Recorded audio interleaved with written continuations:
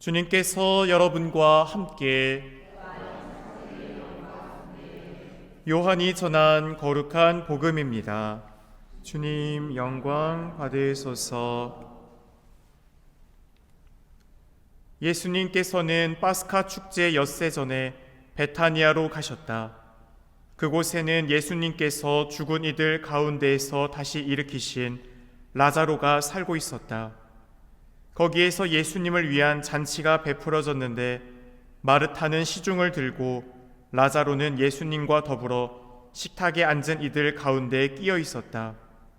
그런데 마리아가 비싼 순 나르드 향유 1리트라를 가져와서 예수님의 발에 붓고 자기 머리카락으로 그 발을 닦아드렸다.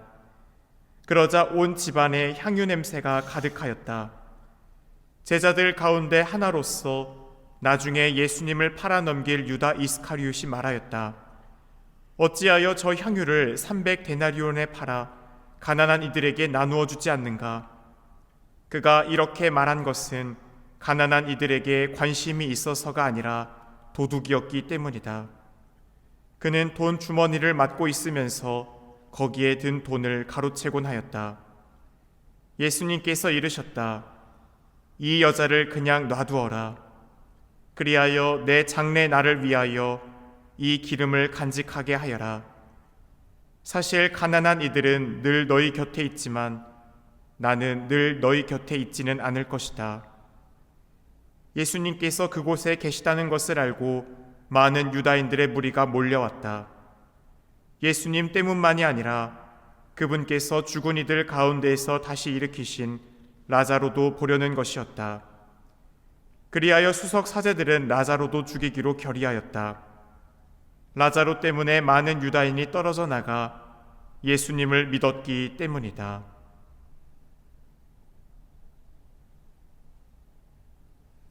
주님의 말씀입니다.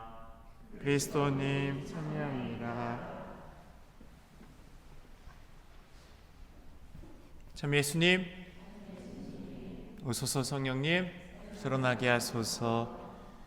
마리아가 예수님의 발에 기름을 부어드린 것은 예수님의 죽음을 미리 애도하는 장례 행위라고 말할 수 있습니다. 유다 풍습에서 여인들은 애도를 할 때 머리를 풀었습니다. 사무엘하권 14장 2절을 보면 나오죠. 마리아가 사람들의 비난을 감수하고 머리를 푼 것도 예수님의 죽음을 미리 애도하는 행위라고 볼 수 있습니다.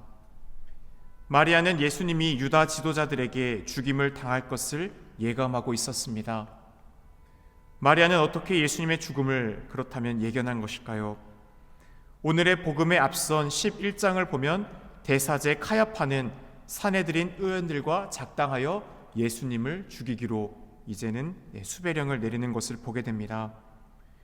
공간복음을 보면 예수님은 예루살렘에 올라가는 그 과정에 있어서 당신의 제자들에게 당신의 예루살렘에서의 죽음, 순환과 죽음에 대해 3번이나 예고를 하십니다. 하지만 그때마다 제자들은 번번이 그것을 이해하지 못할 뿐만 아니라 서로 누가 높은지에 대한 자리 다툼을 하느라 정신이 없는 것을 보게 됩니다. 그러나 마리아는 스승 예수님의 말씀을 지극한 존경과 사랑으로 경청했습니다.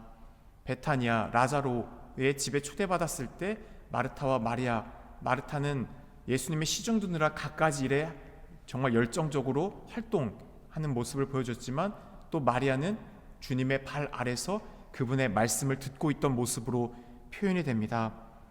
또 죽은 라자로를 살리러 예수님이 오셨을 때도 마리아는 여전히 주님의 발 아래 머무르는 것으로 성경에는 표현이 되어 있습니다.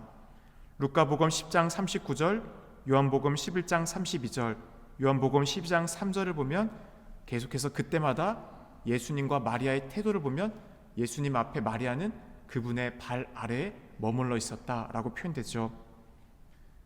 마리아가 등장할 때마다 예수님 발 앞에 있었다라는 것은 그녀가 예수님의 충실한 제자였다라는 것을 상징적으로 드러냅니다. 유다 문화에서 발밑에 앉는다라는 표현은 제자로서 스승의 가르침을 잘 알아듣기 위해 노력하고 있다, 그 말을 듣고 있다라는 것을 또한 표현하는 것입니다. 결국 마리아는 스승님의 가르침에 열중하여 그것을 새겨듣고 있었다라는 것입니다. 충실한 제자인 마리아는 예수님이 말씀하신 그 시간, 당신이 십자가에 높이 올려지는 그 영광의 때가 가까이 왔다라고 한 것을 이제 알아듣고 있는 것입니다. 곧 순환의 시간이 임박했음을 알아차린 것이죠. 우리 또한 예수님의 제자로서 예수님의 발 앞에 머물러 있어야 하는 것이 바로 이 성주간인 것이라 할 수 있습니다. 날마다 예수님의 가르침이 담긴 성경 말씀을 우리도 읽고 묵상하며 그 말씀 가운데 깨달음과 용기를 주는 말씀 속에서 다시 한번 힘을 내어 살아가는 것이 바로 그리스도인 제자됨의 모습입니다. 오늘 복음에서 마리아가 예수님께 부어드린 향유는 서민들이 사용했던 올리브 기름이 아닙니다. 최고급 나르드 향유였습니다. 순 나르드 향유는 어떠한 첨가물도 섞지 않은 엄청난 고가품입니다. 주님 무덤 성당 가면 거기 이제 골고타 언덕 밑에 보면 예수님을 염했던 이 큰 돌판이 있습니다. 가보신 분들은 나중에 아시게 될 거예요. 그쪽에 보면 그 돌판 위에다가 이제 동방정교회 쪽에서 와서 또 계속해서 거기다 나르드 향유를 시간마다 이렇게 부어줘요. 그러면은 그 나르드 향유가 얼마나 센지 정말 향이 손으로 그 돌판을 문대고 나면 하루 종일 이 기름이 지워지지 않고 손에서 향이 날 정도로 정말 순 나르드 향유는 향이 좋습니다. 엄청난 고가품이죠. 그것이 얼마나 비쌌는지를 오늘 우리는 유다의 입을 통해서 듣게 됩니다. 어찌하여 저 향유를 300데나리온에 팔아 가난한 이들에게 나누어 주지 않는가? 한 데나리온을 노동자 하루치의 품삯으로 계산하기 때문에 대충 쉽게 계산해서 10만 원으로 계산했을 때 10만 원 곱하기 300일 하면 어떻게 돼요? 차 한 대 값이죠. 3천만 원. 정말 엄청난 금액이라 할 수 있습니다. 마리아의 훌륭함은 엄청난 돈을 바쳤다라는 것에 있지 않습니다. 마리아의 마음에 있습니다.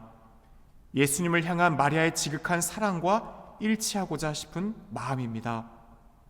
사랑은 본성상 어떤 값이 높고 낮음을 따지지 않습니다. 사랑할 때 가장 귀한 것을 아낌없이 내어놓을 수 있음을 우리는 체험하게 됩니다. 마리아는 순 나르드 향유가 얼마나 귀한 것인지, 얼마나 비싼 것인지 관심이 없습니다. 마리아의 이러한 행동은 예수님을 향한 지극한 정성과 조건 없는 사랑, 헌신을 보여줍니다. 그렇게 온 집안에 그 나르드 향유가 가득 찼다. 바로 마리아의 그 지극한 사랑이 그 공간을 가득 채우고 있음을 상징적으로 표현하고 있습니다. 마리아는 잔치에 온 사람들 가운데 예수님의 죽음을 현실로 받아들이고 그 죽음을 미리 준비한 유일한 여성 제자입니다. 마리아는 예수님의 순환 예고를 귀담아 들었고 순환의 시간이 임박했음을 깨달았습니다.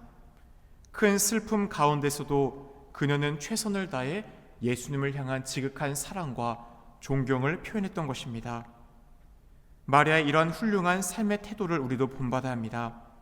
거룩한 성주간, 주님 순환 성지주일 때 말씀드렸듯이 왜 십자가에 구원이 있는지 우리는 그 십자가를 깊이 바라보며 나를 위해 십자가에 돌아가신 주님을 위해 무엇을 하였는가? 나를 위해 십자가에 돌아가신 주님을 위해 나는 무엇을 하고 있는가? 나를 위해 십자가에 돌아가신 주님을 위해 나는 무엇을 할 것인가? 그리고 사랑의 길을 걷기 위해 또 우리는 어떻게 살아가야 할지, 그 순환과 고통처럼 보이는 십자가 속에 왜 구원이 있는지를 우리는 깊이 주님의 발 아래 머물며 묵상해야 할 것입니다. 주님의 발치에 머무는 마리아가 되도록 합시다. 사랑이신 하느님, 마리아가 향유를 아낌없이 부어드리며 예수님의 죽음을 준비했던 것처럼 저희도 주님의 순환을 깊이 묵상하며 가장 귀한 것을 드릴 수 있는 믿음을 주소서. 주님의 발 앞에 머물러 말씀을 듣고 그 말씀을 마음에 간직하고 삶으로 실천하는 충실한 제자가 되게 하소서.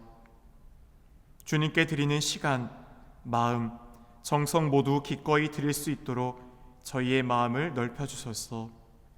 이 거룩한 성주간 주님의 사랑을 다시 깨닫고 그 사랑 안에 저희도 머무르게 하소서. 우리 주 예수 그리스도를 통하여 비나이다. 아멘.